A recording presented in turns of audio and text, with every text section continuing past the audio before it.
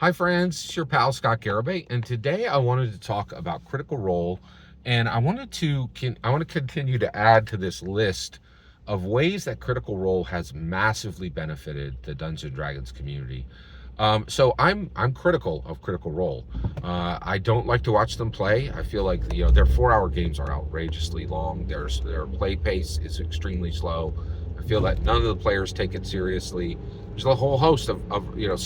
I don't actually like to watch Critical Role, but I watch Critical Role. Why do I do that? I have to. Okay, so my whole milieu is Dungeons and Dragons. It's future. It's history in the past, present, and future. Right, and in order to understand Dungeons and Dragons, you have to understand Critical Role. So I have to watch them. And so I critique Critical Role pretty frequently, and then people are like, "Oh, you hate Critical Role." That's not even remotely true. I really like Critical Role, and the reason why is I do think they have done some significant damage to parts of D&D's history and D&D's lore, right? But all actions considered, Critical Role has done far more good for Dungeons and Dragons than bad. So I want to talk about some of that good today. What has Critical Role done to massively benefit Dungeons and Dragons today?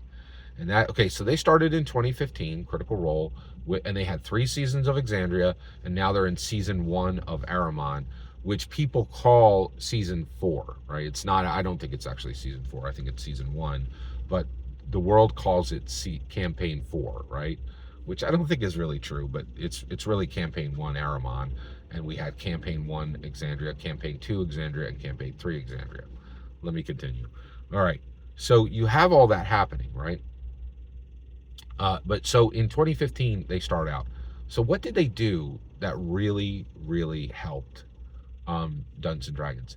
Well, the biggest thing they did was they absolutely shattered the myth that nerds play Dungeons and Dragons. Wait, Scott, they didn't shatter the myth. They literally say that they're nerdy $$ friends just playing Dungeons and Dragons. Yeah, they're full of crap, right? To the last of them. Uh, Critical Role, the members of Critical Role, they say a lot of things. If you think even half those things are true, I got a bridge I'd like to sell you. Okay, so here we go. They are not nerds. They are literally Hollywood celebrities, right?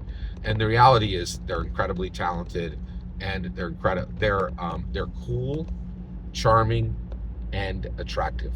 Every single one of them. You don't make it in Hollywood if you're not those things. Hollywood, if you're ugly, Hollywood wants no part of you, right? If you're not charming, Hollywood doesn't want any part of you. If you're not cool, you can't make it in Hollywood. Every single one of them is a for realsies Hollywood celebrity, right?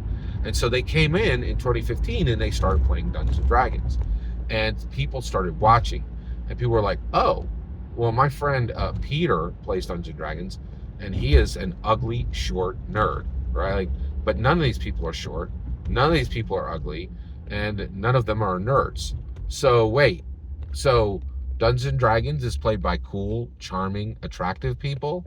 The answer for 10 years has been yes.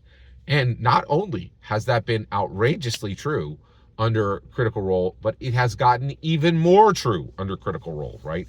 They have established a bar, right? A bar for coolness, attractiveness, and coolness, charm, and attractiveness, right? Like they're like, and which is like what, like, so you're like, excuse me. So one of the things that blew my mind was I was like, okay, wait a second, um, and so you're like, so to the last, the Critical Role players and Dungeon Master are cool, charming, attractive people.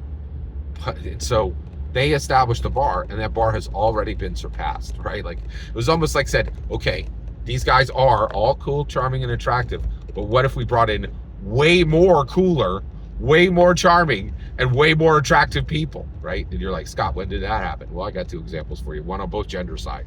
Joe Manganiello, right? Like that dude is like, he's literally hired to come in and be like the dream boyfriend or whatever, kind of role.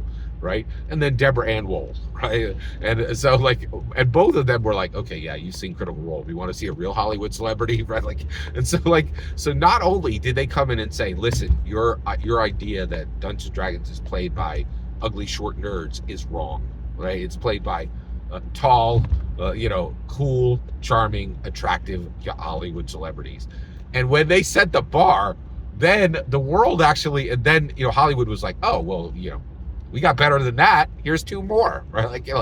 And it just keeps going, right? Like Vince Vaughn was recently, seen at I think he was at GaryCon. Like it's astonishing, right? It's really incredible. So that is incredibly valuable to Dungeons and Dragons. Dungeons and Dragons was stuck with this myth that only short ugly nerds played it for decades, right? And now that's shattered, and everybody's like, no, I don't know what you're talking about. Like, Matthew Mercer isn't a nerd. Laura Bailey isn't a nerd, right? Marisha Ray isn't a nerd. Sam Riegel isn't a nerd. Liam O'Brien isn't a nerd. Taliesin Jaffe isn't a nerd. And they just keep going right down the line, and they really did a lot to shatter this harmful, terrible myth. And I am extremely thankful for them. And let me say it again: I am critical of Critical Role, but do not think for one second that Scott Garibay doesn't like Critical Role. Critical Role has been, in aggregate, Critical Role has done far more good for Dungeons and Dragons than it ever did bad, right? And when I am critical of Critical Role, it's because I want them to change. I want what's happening to change. Every single word you just heard in this video is my humble opinion. Nothing more, nothing less. The important part is when I get to hear your humble opinion. When you get in the comments and send your traffic, please consider like and subscribing, and have a fetch millennium.